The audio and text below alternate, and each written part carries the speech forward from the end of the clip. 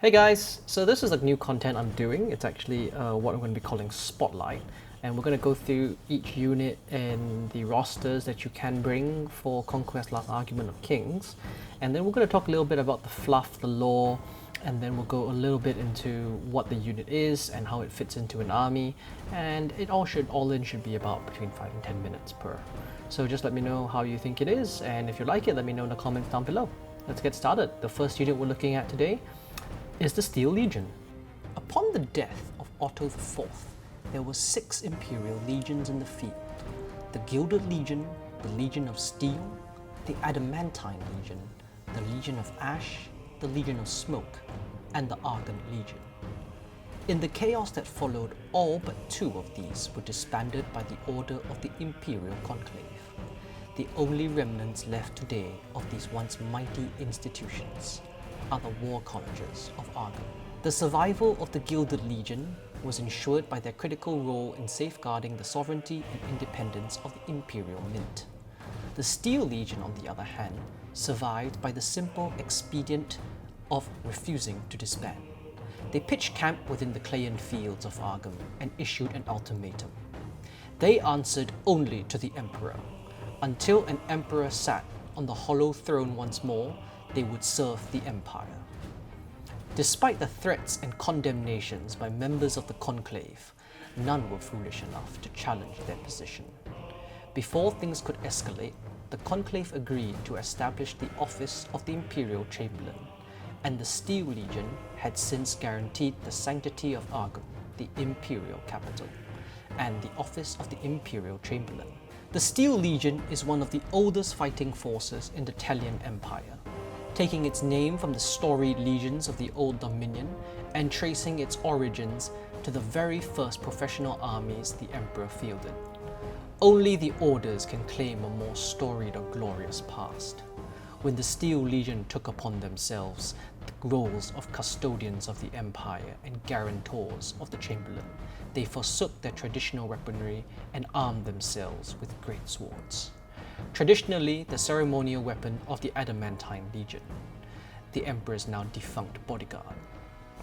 With this act, the Steel Legion became the last surviving link between the glorious military history of the Armatelium dynasty and the 100 Kingdoms today. In the absence of an emperor, the Steel Legion is the single most prosperous and powerful mercenary company in the Empire. They sell their services widely, but only to those families that are waging war outside the Empire or who have a casus belli recognized by the Imperial Conclave. Their wealth is supplemented by a standing contract with the office of the Imperial Chamberlain to protect Argon from all aggressors. The nobles view this contract as little more than an artifice, a mechanism for the office of the Chamberlain to support one of the strongest and staunchest allies of the Imperial Mandate behind a veneer of neutrality. To this day, no noble house has been willing to directly challenge the Steel Legion on these or any other grounds. We do have a single source of the unit in combat from the Battle of Nepenthe, short story by Parabellum. In the battle, the Legion countercharges a Spire abomination that has hit the lines of the 100 Kingdom force. They scream Paratus when bracing and getting ready for the fight, and Hostibus, meaning get ready and enemy in Latin respectively. So it gives a very historical feel, like a times of old kind of feel to them. Anyway, now let's get into the game mechanics of the Steel Legion.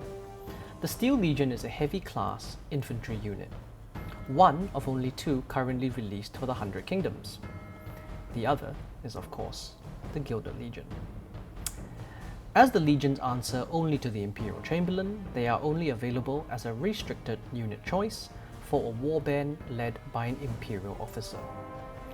They have only 1 additional command model available for 20 points, a Drill Master.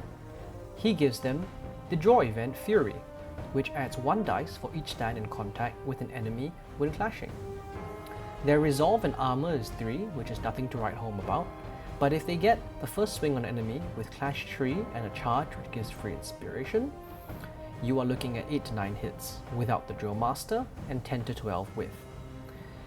I tried to squeeze these guys into my list because I painted 10 stands of them in NMM and I love that look. I do think elite forces could have a resolve of 4 to show they don't run away in the face of combat or when their friend Bob dies, but that's just me. Anyway, that pretty much concludes our spotlight on the Steel Legion. If you like this content and anyway, that pretty much concludes our spotlight on the Steel Legion. If you like this content and want to see me do more spotlights on different units, do like, subscribe, and let me know in the comments down below how you intend to use the Steel Legion in your games. Thanks, and remember, every toy soldier needs a general. Thanks.